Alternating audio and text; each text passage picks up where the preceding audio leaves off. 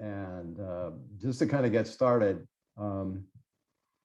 really the foundation of what we know about the super wicked problem of climate change is climate science, the physical science. It all starts there. And as presenters, the foundation for everything we do as presenters is trusting the science. I didn't say believing in the science. There's a difference. Trusting the science is what that's our stock and trade. And the basis for our presentation tonight is fun. I was just thinking it was really hot, and I was thinking that this is Dog Days of Summer. Well, what's the Dog Days? What's the Dog Days all about? And it turns out that it really named after Sirius, the star called the Dog Star, which is part of the constellation Canis Major, or the greater dog is what it means. And it always rises with the sun about this time of year. And the ancient Egyptians and the Greeks knew about this relationship between the dog star rising in the northern hemisphere, and where there would be floods because it was kind of spring and getting into summer, but also get really hot. But there's also, besides the historical significance, there's an astrological significance as well. And you probably looked this up because people have associated with heat, drought, sudden thunderstorms, lethargy, fever, mad dogs, and bad luck. And you know what? I think they're increasingly with climate change, the astrologers are kind of right on this one. So that's why I thought we would call it the Rottweiler Dog Days, because everything seems to be, amplified, more energetic, more destructive. So I'm really pleased to have Dana with us. He's a highly regarded, trusted messenger on the science. And he's given, this is really, I don't know, Dana's been on our presenters webinar several times.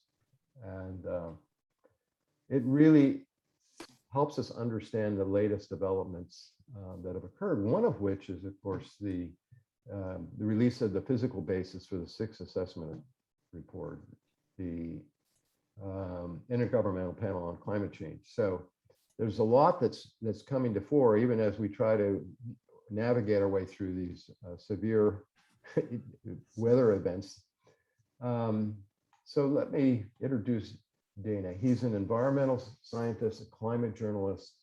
He's an author of Climatology versus Pseudoscience. And on September 13th, he's going to be taking a new position as CCL's research coordinator.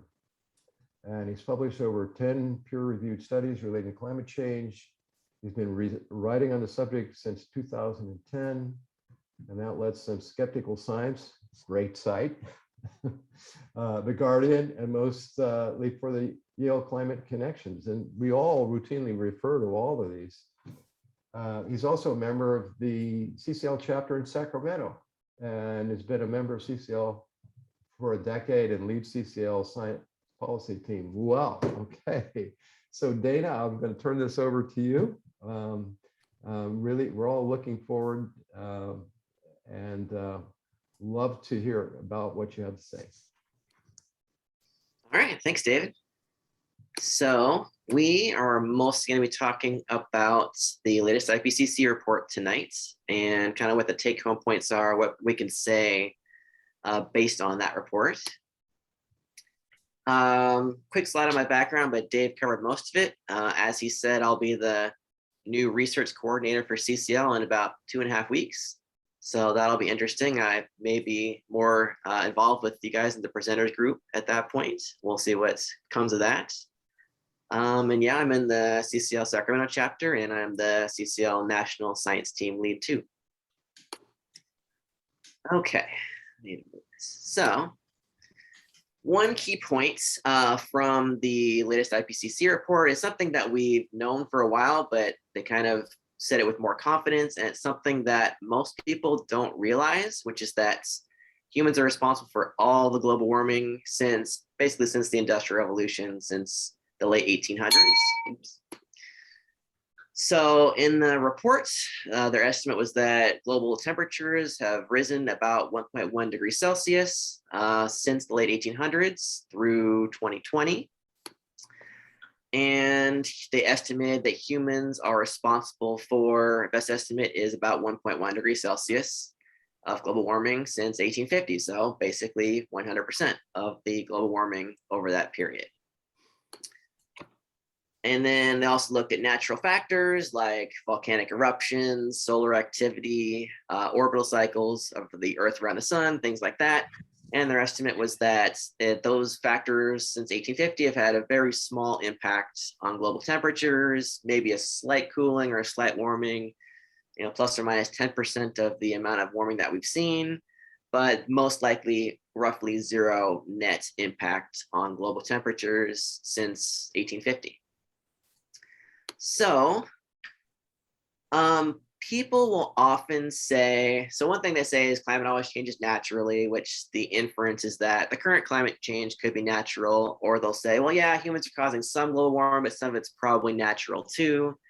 And I mean, the reality is that's just not the case. So the way I like to respond to that is that, yes, it's true that there are natural factors that cause either warming or cooling over time. But over the past 150 years, those natural factors have had no significant effect on global temperatures. They, without the human influence on the climate by putting carbon in the atmosphere, global temperatures would have been essentially flat over the past 150 years. Because solar activity has been basically flat, there hasn't been any significant change in volcanic activity.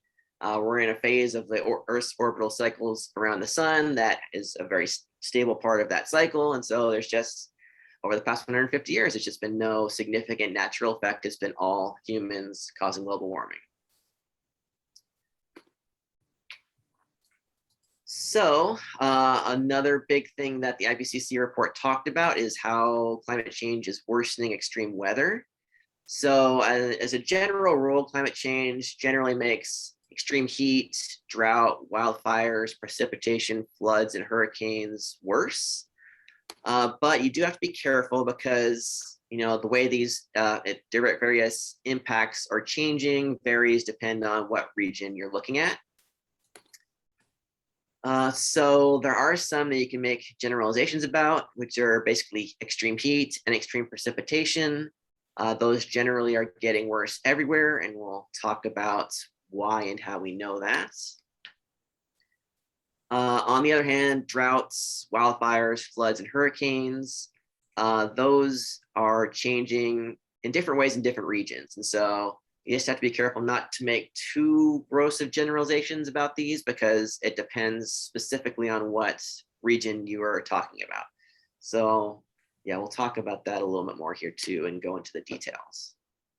So a good example is precipitation. This is a nice map from that IPCC report, where on the left side, we're looking at the changes in average precipitation over the past several decades. And on the right side, we're looking at the changes in extreme precipitation.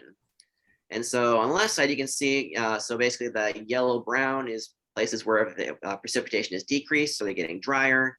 The kind of greenish is precipitation increasing, so they're getting wetter. And so there's a lot of variation, like here in Africa, Northern Africa, there's been an increase in precipitation. In Central and South America, there's been a lot of decrease in precipitation, and in Europe as well, on average over the past several decades. But then if you look at extreme precipitation, so basically this is sort of the average it takes into account both the frequency of rainstorms and the intensity of rainstorms, which are on the right side. We're just looking at the intensity of rainstorms. So when there is a rainstorm, then basically everywhere over land, certainly, it's green, which means there's been an increase in extreme precipitation. So there may be a decrease in frequency in precipitation in some areas, which makes them drier on average. But when there is rain, then that rain falls more intensely. We're going to talk about why that is here in a minute.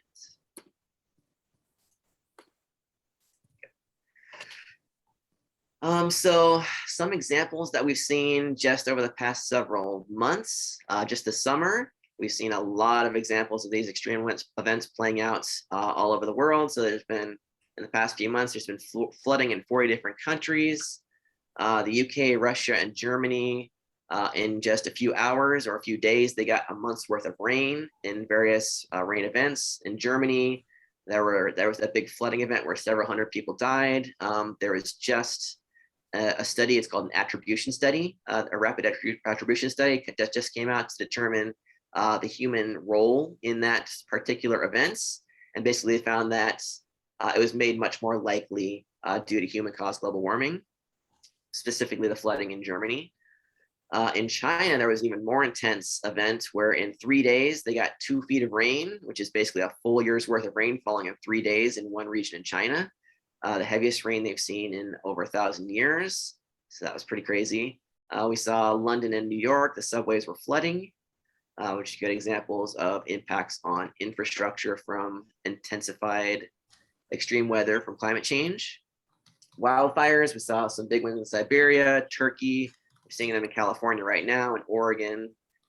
California is obviously really bad. We're so far in California, we're in our 3rd worst wildfire season, and it'll probably, by the end of the year, probably be the 2nd worst wildfire season. The worst being just last year, and then the 2nd worst just being 3 years ago. So it's going to be 3 of the past 4 years will have been the 3 worst wildfire seasons in California on record. Extreme heats, we saw the Pacific Northwest, which there was a rapid attribution study on that found that climate change made the extreme heat that was really deadly in the Pacific Northwest more intense, more likely to happen as well. The UK, Turkey had extreme heat. Japan, of course, the Olympics just happened there, and the extreme heat in Japan gave the Olympians and the Olympic organizers all kinds of problems, having to move events and athletes having extreme heat stress and things like that. And then we've seen a lot of droughts. Really, the entire US west half of the United States basically is in a significant drought conditions right now. North Dakota right now is in really bad drought, and like ranchers there are having to sell off cattle because all the grasslands dying off because there's no water due to this drought that they're seeing. In Siberia, they had the driest summer 150 years, which contributed to the wildfires that they saw there. So there's kind of all these just extreme weather impacts that we're talking about from this IPCC report. We're seeing them happen all over the world just this summer. So how are these connected to climate change?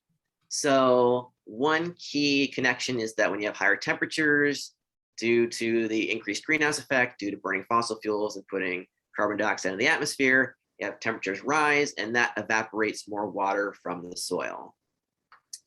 And so when everything's drier, it makes drought, heat, and wildfires worse. So obviously when the ground is drier, that exacerbates droughts. Also, when you have a heat wave, if the ground is dry, there's less moisture in the soil, then there's less of the heat, the energy from the heat wave, less of it can go into evaporating water to make the water go from sort of liquid to gas in the atmosphere, because there's less water in the ground available. And so more of the heat goes to instead rising temperatures. And so that makes heat waves more intense because there's less water there to evaporate. And then of course, if everything's drier, including the soil and vegetation, and then something sparks a wildfire, then the wildfire is going to expand faster and further than it would otherwise have because of this increased heat and dryness. And then, as I mentioned, I didn't mention, but when you have higher temperatures, the atmosphere holds more water vapor. And so when there's more water available in the atmosphere due to this increased, basically increased evaporation and increased moisture being held in the atmosphere, then there's more water available when there is a storm. Precipitation becomes more intense because there's more water there. And then that also exacerbates floods because more water is falling in one place, causes more flooding. And then finally, when you have warmer temperatures, you also have warmer ocean waters, and warmer ocean water basically acts as fuel to make hurricanes stronger. So when a hurricane goes over warmer ocean water, it strengthens the hurricane. So let's look at what the IPCC report said specifically about those effects. So we're going to look at extreme heat first. And The IPCC report had these cool hexagon charts where they broke the world into these different hexagonal regions. And so like we can see here is North America. This is West North America, Central North America, East North America. So that's basically the United States right there. And then, Central America, South America, Europe, Africa, and Australia, like that, and Asia over here. So this is looking at the red ones. In this case are regions that have seen an increase in heat extremes. And then blue is a decrease, which there weren't any. And then these dashed gray one means that there's basically not a significant change. And then the gray means there's just not enough data available in that region to say one way or the other. And the dots, one black dot means low confidence that humans are contributing to that change. 2 dots means medium confidence humans are contributing to that change. And 3 dots means high confidence that humans are contributing to that change. So you can see almost everywhere in the world, we have seen heat extremes increase. And you can see the dots, there's usually 2 or 3 dots, meaning either medium or high confidence that humans contributed to that increase in extreme heat.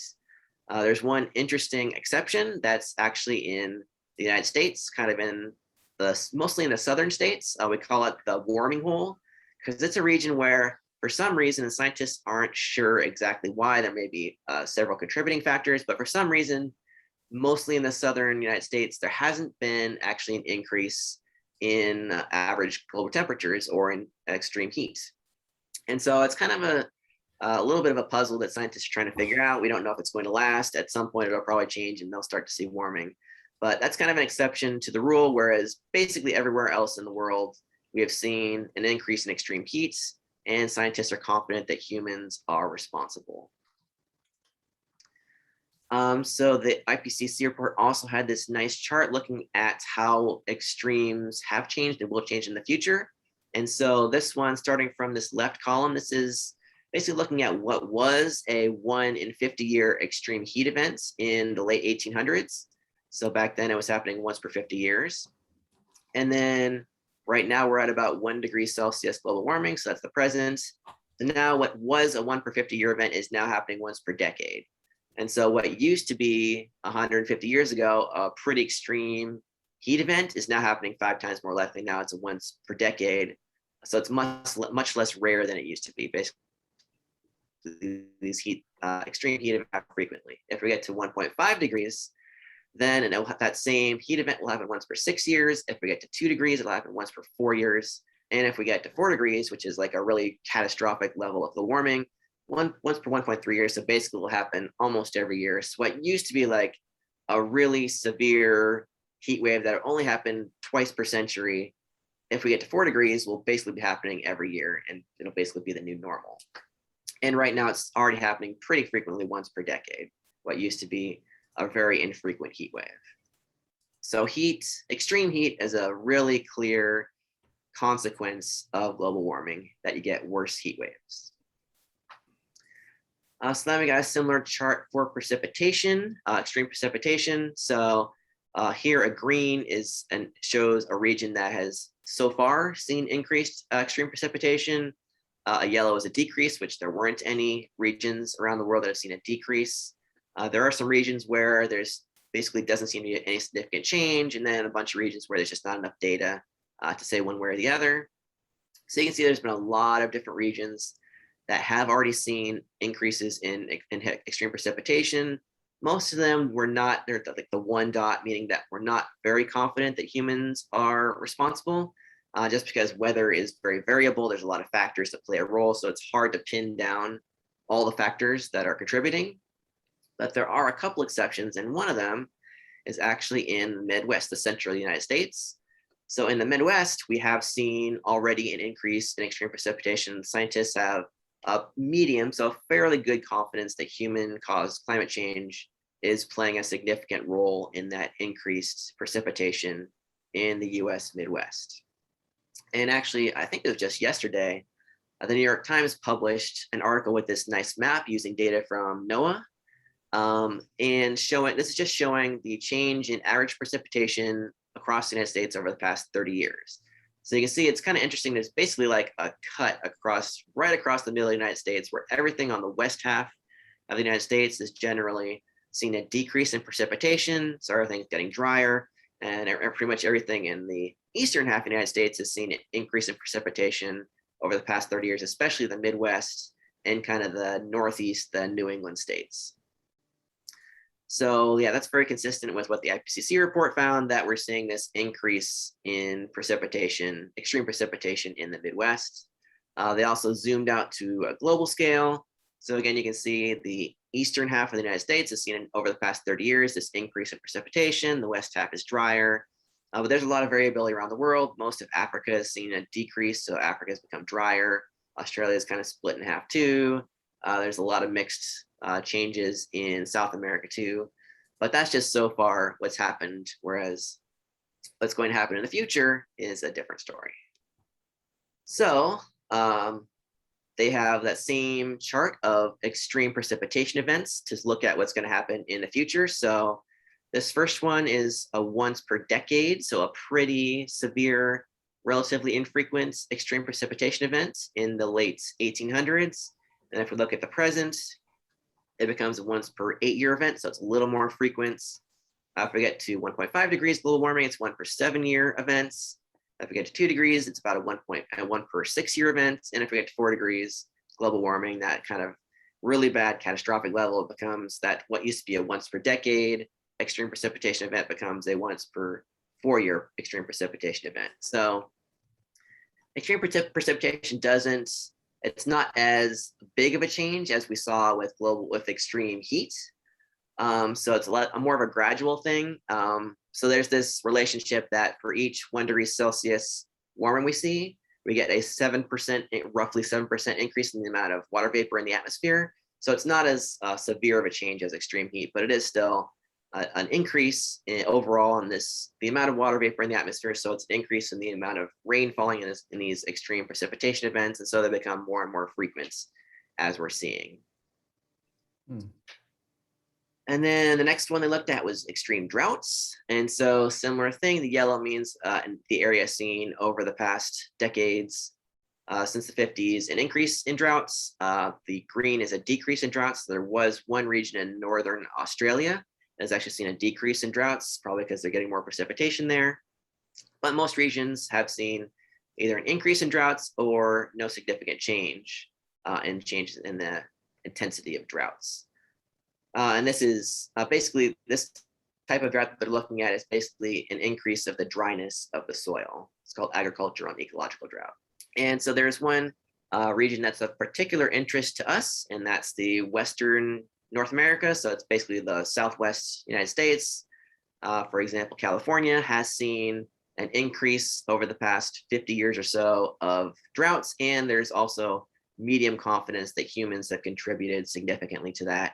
Another one is the Mediterranean, which is kind of interesting because California's got a Mediterranean climate. Obviously, the Mediterranean has a Mediterranean climate. So those are kind of the two regions that we have medium confidence that human-caused climate change has been exacerbating the intensity of droughts in those regions. And they also had this nice chart of what we expect to see in the future. This is kind of the orange are the regions where the climate scientists had the most confidence that droughts are going to get worse in the future due to global warming. So again, you can see the Southwestern United States, Mexico, Central America, kind of the Amazon here, Brazil, well, most of South America really, south part of Africa, and then the Mediterranean region, all around the Mediterranean Sea, and also the southwest part of Australia. So those are just the regions where climate scientists have the most confidence that as the planet continues to warm, droughts are going to continue to get worse and worse. So then we have the same chart. We're looking at what used to be a 1 in 10-year drought event in the late 1800s. That's once per 10 years. And then at this point, that is now a 1 per 6-year event, so almost twice as commonplace. And then if we get to 1.5 degrees Celsius global warming, it will become a 1 per 5-year event, so twice as frequent as it used to be 150 years ago. If we get to 2 degrees, that becomes a once per 4-year event. And if we get to 4 degrees, it happens every 2 or 3 years instead of once per decade. So again, it's not as extreme as we saw in the change in heat waves, but it is still a significant increase as the planet warms in these kind of extreme drought conditions, becoming more and more frequent and also more intense. So then wildfires, the IPCC report looked at fire weather conditions, which is when you get kind of a combination of hot, dry, and windy weather events. Those are kind of the conditions for wildfires to spread really fast. And so they call those extreme fire weather conditions. Those are becoming more frequent. So they estimated if we get to 1.5 degrees, there will be almost a week more in the fire season than there is today. If we get to 2 degrees Celsius, there will be almost 10 more fire season days. So the fire season gets about a week and a half longer. And if we get to 4 degrees Celsius, it gets really bad. The fire season gets almost 2 months longer. So that's a really good example of why when we get to these really high levels of global warming, it's just the results can be really catastrophic because these changes don't necessarily happen in a linear fashion. Because again, wildfires are kind of compounded by when it gets hotter and it gets drier, then wildfires get really bad. So at 4 degrees Celsius, it's hotter and it's drier. And so wildfires can really spread for much longer of the year, many more months. And so that's why we're trying to limit global warming to that, no more than 2 degrees Celsius under the Paris Agreement, because those impacts above 2 degrees Celsius start to get potentially really bad.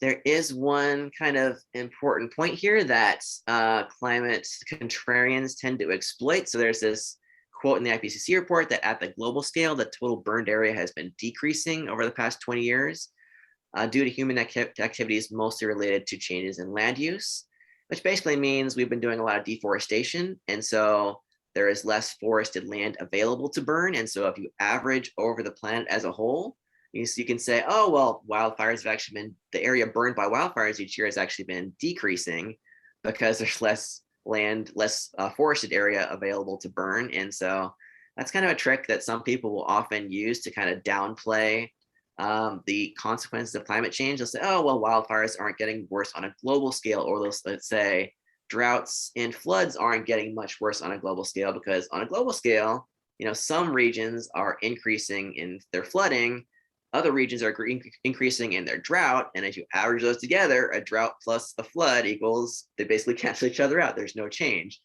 But if you look at the regions, like some regions are getting worse droughts and some regions are getting worse floods. And so averaging is kind of this trick that kind of glosses over these regional changes.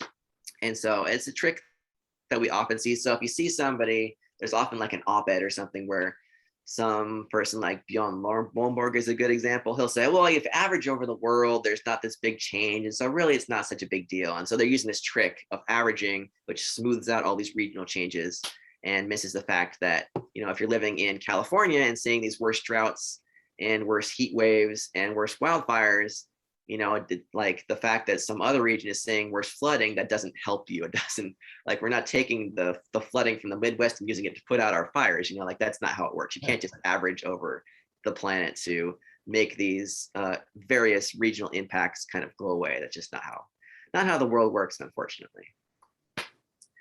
And the last one we're gonna look at is hurricanes.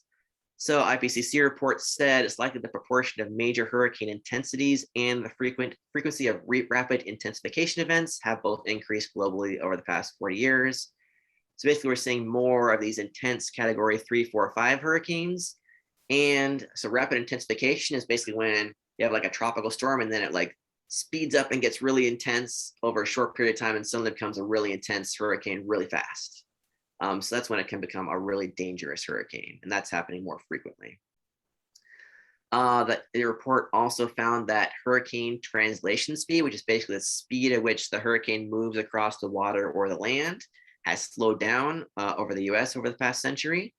So a good example of that was like a few years ago, we saw Hurricane Harvey that kind of like stopped and parked right over basically Houston in Texas and just kept on dumping tons and tons of rain in this one spot and caused all kinds of flooding and associated problems in Houston and the surrounding area because the hurricane was moving so slowly. And so climate scientists are still trying to figure out like why hurricanes are slowing down, but they believe it's probably somehow related to human-caused climate change, but that's still an area of active research. So the estimate is that if we get to 1.5 degrees Celsius, we'll get 10% more hurricanes reaching these really high category 4 or 5 intensity levels. If we get to 2 degrees Celsius, a little bit more, 13% of hurricanes become category 4 or 5. And at 4 degrees, 20% more hurricanes are each category 4 and 5. So it's not a huge increase in the proportion of hurricanes becoming these really intense, high category, really dangerous hurricanes, but it is nevertheless an increase in, like, if you're only seeing like one more hurricane per year that becomes category 4 or 5, that's just really dangerous for people living in areas that are in hurricane zones. And then the last thing I wanted to touch on was the carbon budget, because the IPCC report had some interesting information about that. So this is kind of a table they put together of, so far humans have released about 2,400 billion tons of carbon dioxide, that's gigatons CO2, since the Industrial Revolution, which again has caused about 1.1 degrees Celsius warming. So then they have these, they figured out basically the remaining carbon budgets that we can release to if we want to stay below 1.5 or 1.7 or 2 degrees Celsius. And then an important point in the report also is that once we reach zero emissions from humans globally, right about that time, global temperatures will stop rising. So once we reach zero, temperatures basically flatten out. So that's basically, that's a good thing to know, that we do have control. Once we get to zero emissions, temperatures will stop rising. So we have control over when global warming stops. So, then another tricky thing to keep in mind is that sometimes when you're talking about carbon emissions or the carbon budget, sometimes it's billion tons, gigatons of carbon, and sometimes it's gigatons of carbon dioxide. So when we burn fossil fuels, we release carbon from the fossil fuel. And then when it goes into the atmosphere, the carbon combines with the oxygen in the atmosphere. So 2 oxygen atoms combined with the carbon atom becomes carbon dioxide. And so that is a heavier molecule than just the carbon. And so currently we're releasing about 10 gigatons of carbon per year from burning fossil fuels, which is equivalent, it's about 3.7 times heavier. So 37 billion tons, gigatons of carbon dioxide per year. And so the IPCC put it in gigatons carbon dioxide. And so if we want, for example, a 2/3 confidence that we're going to stay below that 1.5 degrees Celsius target, the kind of more aspirational target in the Paris agreements, they said we have about 400 gigatons of carbon dioxide left in our budget that we can emit. So from our current emissions, that's basically about 10 years worth of current emissions. So if we continue with our level of current annual carbon emissions for the next 10 years, we'll have burned through the entire 1.5 degrees Celsius remaining budget within 10 years or so. So that kind of shows why the 1.5 degrees Celsius target is a very, very challenging one to hit. But there's also the 2 degrees Celsius is kind of the main Paris target. So for that one, there's 1,150 billion tons left, which at current rates, if we kept going at the current rates of emissions every year for the next 30 years, we would burn through that within about 30 years, so about mid-century. But of course, the goal is to decrease our emissions. If we're staying at our current levels, then we're kind of all failing at basically reaching our Paris targets. So that just kind of gives you an idea of the remaining carbon budget. And then I put it in kind of graphical form. So this blue line is basically our problem in a nutshell. This is our historical human greenhouse gas emissions. Again, billion tons of carbon dioxide per year. And so, right around the middle of the century after World War II, when we started to burn lots of coal and drive lots of cars, emissions went way, way up. And we're right about here. And so the IPCC report put together a few scenarios, actually put together, they looked at 5 different scenarios for potential future emissions. And 2 of those were in line with the Paris Agreement. So one of them was to meet the Paris 2 degrees Celsius target. In that scenario, they said the emissions should look something like that from here to the end of the century. So basically, they need to flatten out at where they are now and start to go down within the next few years and go down fairly steeply. You can see roughly as steeply as they went up in the past. They need to go down that steeply and reach zero around the year 2075 or so. And then they actually have them going, emissions going negative, which basically means toward the end of the century, we're pulling more carbon dioxide out of the atmosphere than we're putting into it. through methods like there's technological methods like using fans and scrubbers and basically absorbing the carbon dioxide and then either putting it underground or doing something with it. Or you can use natural methods like planting trees and using agricultural methods to store carbon in the soil. So using those different kinds of methods, they anticipate actually pulling more carbon out of the atmosphere than we're putting into it toward the end of the century. So that's kind of what things have to look like to meet the 2 degrees Celsius target. And then of course, we talked about the 1.5 degrees Celsius, more aspirational target. So again, that budget is much smaller. So similar story, but more intense. Emissions have to peak right now and start to go down very, very fast. Get to net zero around mid-century and then go very negative after that. Or if you're not going, if we don't count on being able to pull so much carbon dioxide out of the atmosphere, that has to go to zero even sooner. So more like in the 2040s than the 2050s. Again, that depends because we don't know how good we're going to be in the future at pulling carbon dioxide out of the atmosphere. So that's kind of a tricky question. The IPCC kind of relies on a lot of pulling carbon dioxide out of the atmosphere to make these budgets work because like the 1.5 degrees Celsius budget is very small. We've already burned through almost all of it. So that just kind of gives you an idea what our emissions have to look like to meet these targets. And so that's why it's so important that we kind of get our act together and get emissions not just like flatlining at current levels, but going down, down, down very soon. And so I'm just going to end with kind of the good news. I wrote about this just last week for Yale Climate Connections. If you're interested, you can go to yaleclimateconnections.org/author/Dana. That's where all my stuff is. And I wrote about the kind of good news in the IPCC report. And this was kind of like my closing points that it's important to bear in mind that there's no tipping point where it becomes too late to stop basically catastrophic or really bad climate change. So every additional bit of warming above the current temperatures will make these extreme weather impacts become a little bit worse. And we're increasing the risks of really bad things happening like we're seeing all over the world right now. So just every bit more of warming we see, we're going to see more of these types of extreme weather events. And, you know, it may not be politically feasible to reach that 1.5 degrees Celsius aspirational Paris target because there's just there's so little of our carbon budget left to go. But we still have a pretty good shot at staying below the 2 degrees Celsius target. Most countries around the world have net zero emissions targets, including, most of them are by 2050, including the United States, or by 2060, including China. And we saw in that last chart that if we get to net zero by around 2075 and then go negative after that, we can still stay below 2 degrees Celsius. So if all these countries meet their pledges of getting net zero by 2050 or 2060, we definitely have a very good chance of staying below 2 degrees warming. The trick, of course, is getting all of these countries to meet their pledges because it's easy to say we're going to go net zero by 2050. It's much harder to actually do it. And so that's where the policy comes in. That's why we're trying to get the price on carbon. That's why the current budget reconciliation is so important, because that's kind of our best shot at getting emissions going, US emissions going downward much faster and meeting our pledge of getting to net zero by 2050.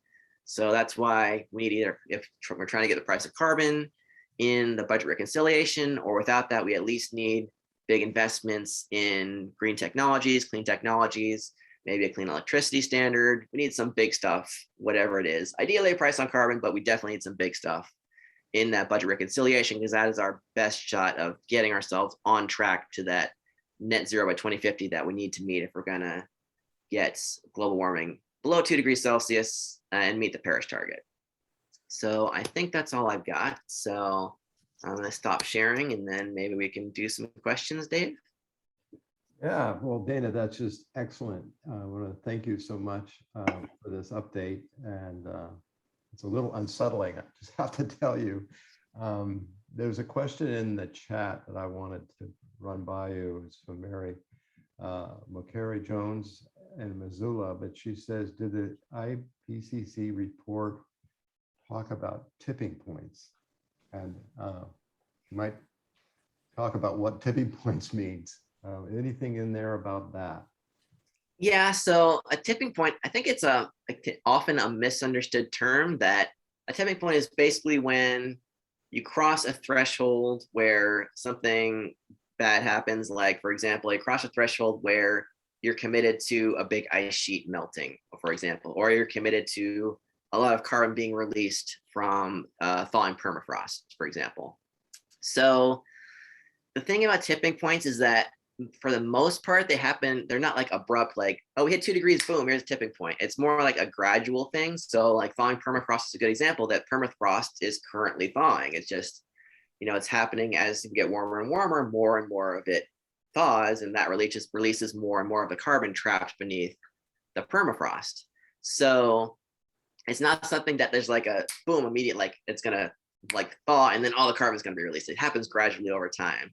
And it's kind of saying like ice sheets is the same thing, that they melt more and more over time. And so in that sense, like the IPCC report does talk about all those impacts, like thawing permafrost and the ice sheets and things like that. But it's important to bear in mind that it's not like this like key temperature where it's like you hit the tipping point and then the whole thing is gone. Like it's certainly true. Like with big ice sheets, like we are concerned that we'll get to a point in for example, for the Greenland ice sheet, we may have gotten there already, that we're at a temperature that if we stay at this temperature, then over time that ice sheet will all eventually go melt into the ocean. But again, that's a very long-term thing because it takes a long time for ice to melt. So that's why I've kind of closed with that.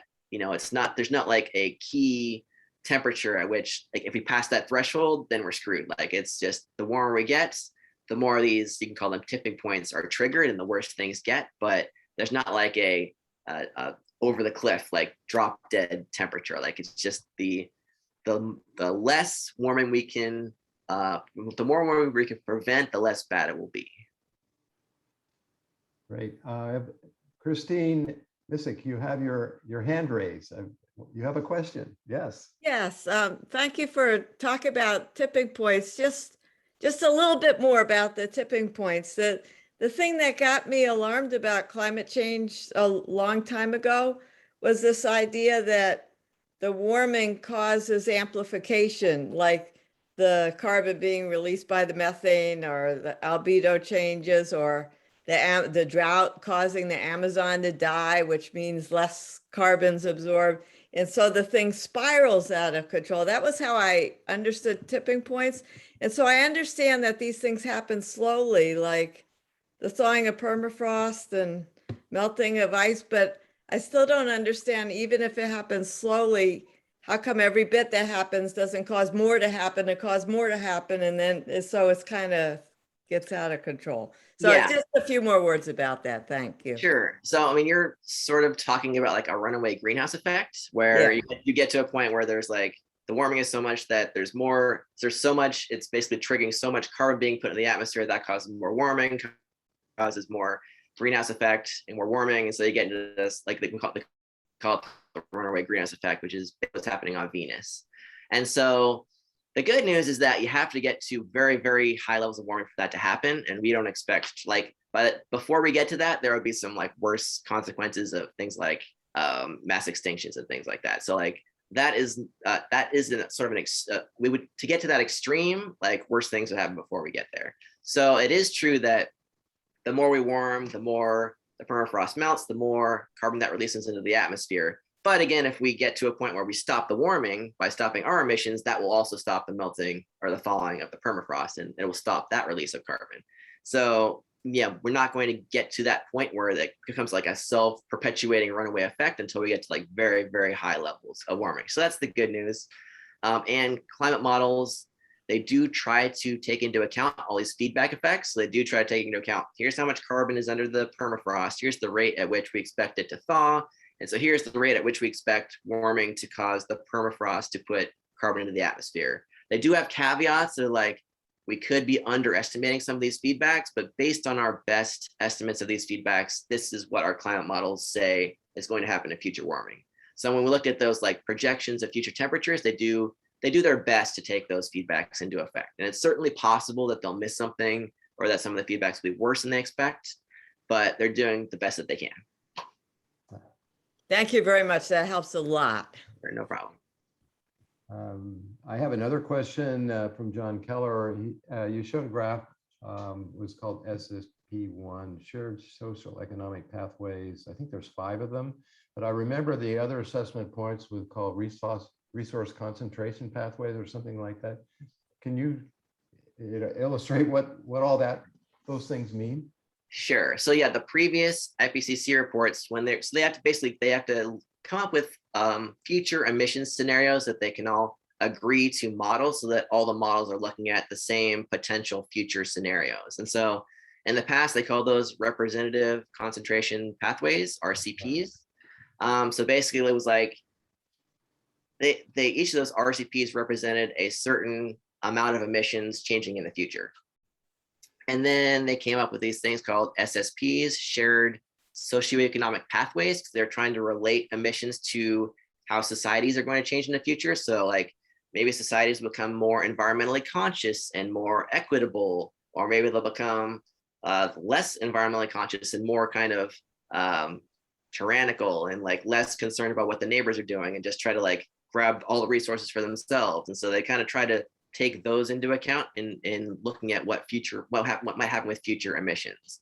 And so the 2 scenarios that I just looked at they're the SSP1, they're the kind of like the good news where it's like governments all around the world try to become greener and try to like reduce inequality. And it's like yay, we're all being good and meeting the Paris agreements and following through with our green pledges and things like that. So those are kind of the rosy ones. And then there's like SSP2 is kind of like, we are kind of, do some, but we're a little bit, wishy-washy about it. And then it kind of gets worse and worse for SSP 3, 4, 5. If you look at the article I wrote for Yale Climate Connections about the kind of the good news about the IPCC report, I kind of talk about those different SSPs and kind of what they represent.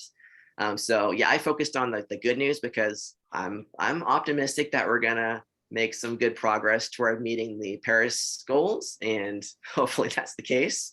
But yeah, that's the difference between the SSPs and the RCPs. They're related, it's just the SSPs, the shared socioeconomic pathways, are trying to like put social changes take those into account to then project how future human greenhouse gas emissions will change in the future. But they're essentially the same thing, it's just trying to put more societal impacts in there.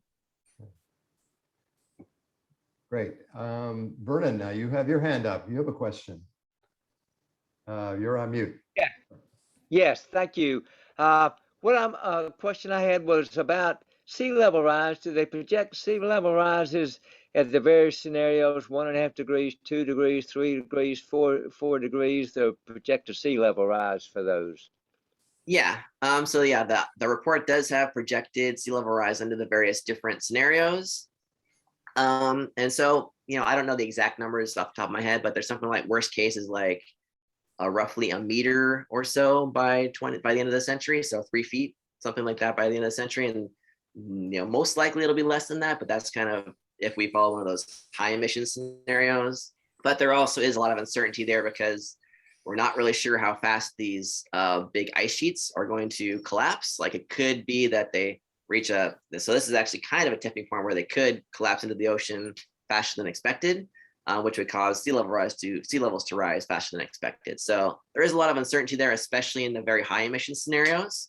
There could be quite a bit of sea level rise, but most likely, especially if we get emissions under control, we're looking at more on the order of like a foot of sea level rise by the end of the century, hopefully. So I don't know the exact numbers, but it's they have projections in there. Thank you so much. Mm-hmm. Hey, Jim Gruhl, you have your hand up. A question? Yes. You mentioned that once we get to zero emissions, that the global average temperatures will stop rising. 2 questions. Is that net zero emissions or absolute zero emissions? So that is net zero emissions, just meaning that overall humans are not adding more carbon to the atmosphere. So Okay. we could still be burning some fossil fuels as long as we're pulling as much carbon out of the atmosphere to offset those emissions. So the other part of that question is I've read some assessments, for instance, in the New York Times, it said that regardless of what we do, we're stuck with about 30 years of warming. Yes. So it's definitely a point of confusion. And so the trick is like, oftentimes scientific papers will look at what happens if we freeze emissions at current levels And then sometimes we look at what happens if we get emissions down to zero. So it's like if we freeze emissions at current levels, then we're still emitting carbon dioxide, and so there will be more warming. But if we get emissions down to zero, then we're not adding to any more carbon dioxide in the atmosphere. And there is, we call it like the thermal inertia of the system, or the warming in the pipeline, that will happen based on the carbon dioxide that we've already put in the atmosphere, because it takes a while for heat to transfer between the oceans and the air. But if we get emissions down to zero, there are also sort of natural carbon sinks that pull carbon dioxide out of the atmosphere. So if our emissions are zero, nature will actually cause very slowly the amount of carbon dioxide in the atmosphere to decrease. And so roughly speaking, that decrease in carbon dioxide will cause a cooling that will offset the warming in the pipeline from the carbon dioxide we've already put in the atmosphere. So if we get down to zero emissions, very, very slowly, the amount of carbon dioxide in the atmosphere actually decreases. And so overall temperatures roughly flatten out. So the natural sort of processing of carbon dioxide will counterbalance this thermal inertia or thermal momentum. Roughly speaking, yeah. Okay, thanks. So let's see, Lynette Howard, your hand is up. Hello? Thank you. Yeah, there was recently a study published that talked about someone who had studied clouds over wildfires and found that all of the particles being emitted by the wildfires were creating much smaller droplets, and that those droplets were not heavy enough to make it to the ground. So that would reduce the amount of precipitation in wildfire areas, which is a vicious cycle. Yeah. Yeah. So, I mean, I would say like in California, for example, I don't think that'll make a big difference because our wildfires tend to happen mostly in the summer, where in California, we don't get rain in the summer anyway. I guess it could make a difference as you get wildfires going more and more into the fall months, like September, October, when we might normally get rain, and now we're getting less rain. We're actually getting less rain in those fall months already because of climate change. And then if there's wildfires having this effect of putting smoke in the atmosphere, that reduces the precipitation.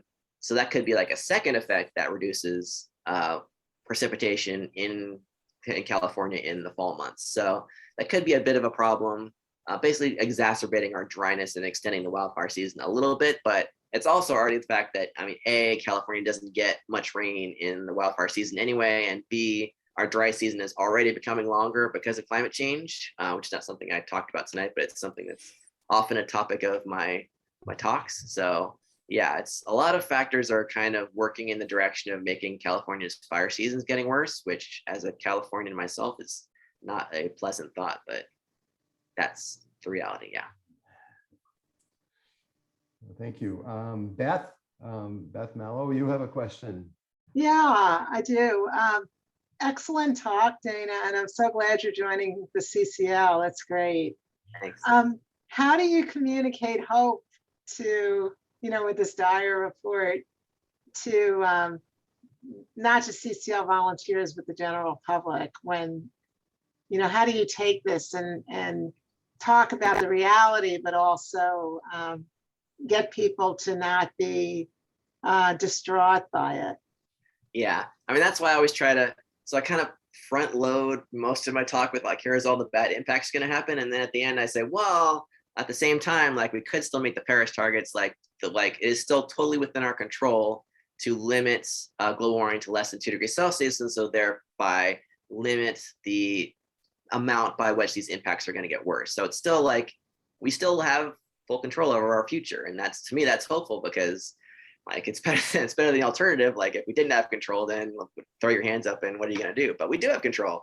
And like right now in the United States, like this is our great chance. We got this budget reconciliation going. We've got all kinds of investments that, the government is trying to make in green technologies. And so this is like our opportunity to actually like follow through for once. Like this is our best chance in forever in actually implementing policies to reduce our emissions and meet our part of the Paris Agreement. And all over the world, there's countries trying to do the same thing, which is really encouraging to me. Like we had the Paris Agreement, just the existence of the Paris Agreement is a really, encouraging thing. Like every country around the world said, we want to limit global warming to less than 2 degrees. Like there wasn't anybody saying, no, screw it, we're gonna burn lots of fossil fuels and see what happens. Like everybody agreed. So to me, that's an optimistic thing. Like everybody agrees on this target, and that target is a reasonable one that will at least limit climate change impacts from becoming too bad. Like we'll be able to manage at 2 degrees. It won't be great, but we'll be able to manage at 2 degrees Celsius. So now it's just a matter of following through. And right now, there are encouraging signs that we might be able to follow through. It's just a matter of, making sure that our policymakers actually do that and implement the policies we need. But at the moment, there's no reason not to be optimistic. We'll see what we're saying a year from now, but right now it looks good. So Dana, I have a question in the chat from Stuart Birnbaum. He asks, does this report or will a future report address ecosystem health and extinctions? Humanity does not live in a bubble and the health of the ecosystem is critical. Comments? So the IPCC report is actually, it comes in 3 different kind of sections. So this is working group 1 is the physical science basis. And so it talks about some impacts, but there will be, I always mix up 2 and 3, but one of them talks more about impacts. It's like, its focus is impacts and mitigation, I believe. I forget if it's 2 or 3. I think it's 2. So in any case, that will be coming out in 2022, sometime probably early next year. And so that will probably talk more about things like species extinctions and overall ecosystem health related to climate change. So that's a more focused on impacts report, where this is more of a, here's what we know based on the physics of the climate system, what's happening. So look out for that one. There's a question from Dan Marshall. I'll read it here in chat. And this really comes to the question of methane and its relative importance, how much we should be worried about it, what should we be doing about it. But his specific question is, what is the relative global warming impact of releasing methane to the atmosphere, like with fugitive emissions, as compared to burning the same amount of methane? Okay, yeah, so methane is interesting because it has a much bigger impact on global warming because this is basically a stronger greenhouse gas, but it also lasts for less time in the atmosphere, and it breaks down into carbon dioxide and water. So if you're burning it instead of releasing the methane, that basically breaks it down immediately, as opposed to waiting for a few decades for it to break down. So it's important for us to tackle both methane and carbon dioxide, because if we want to, so our goal is to very quickly slow global warming. And to do that, a really good way to do that is to reduce methane, because that has a big immediate impact on temperatures because it's a strong greenhouse gas. But we also have to worry about the long term. And in the long term, it's really carbon dioxide that's the problem, because carbon dioxide stays in the atmosphere for like basically 1,000 years. It's much longer lived in the atmosphere than methane is. So for the short term, you have to tackle the methane, but for the long term, you have to tackle carbon dioxide. So we really have to do both.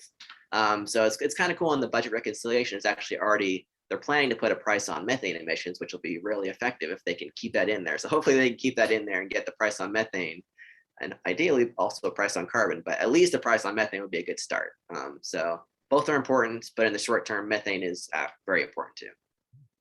Terrific. We're at almost the top of the hour, but I wonder, well, first of all, Dana, I mean, this rapid fire question answer, ask me anything, this is incredibly valuable.